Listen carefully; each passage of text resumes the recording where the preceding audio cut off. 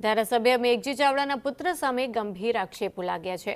આવાસ યોજનામાં લાભ લીધો હોવાનો આક્ષેપ લગાવવામાં આવ્યો છે। મેઘજી ચાવડાના પુત્ર મોહિત ચાવડા ઉપર આ આક્ષેપ લગાવવામાં આવ્યો છે। નિયમ વિરુદ્ધ આવાસ યોજનાનો લાભ લેવાનું આ આક્ષેપ કરવામાં આવ્યો છે અને કોંગ્રેસના કોર્પોરેટર અનિલ પરમારે જ આક્ષેપ લગાવ્યા છે।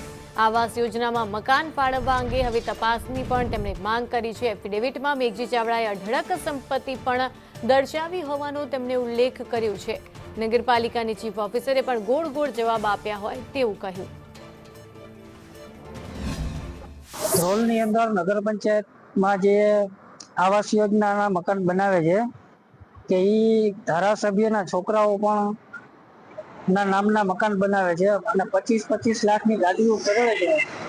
એ લોકો આવા સહાય લે છે તો નાના માણસો ક્યાં જાય કે નાના માણસોને બનાવવા હોય ત્યારે 50 જાતના કાગળિયાઓ માંગતા હોય છે તો એ પૂરા નથી થતા। તો આ લોકોએ કેવી રીતે મકાન આ લોકોને પાસ થયા? આની અંદર ખરેખર વ્યવસ્થિત તપાસ થવી જોઈએ।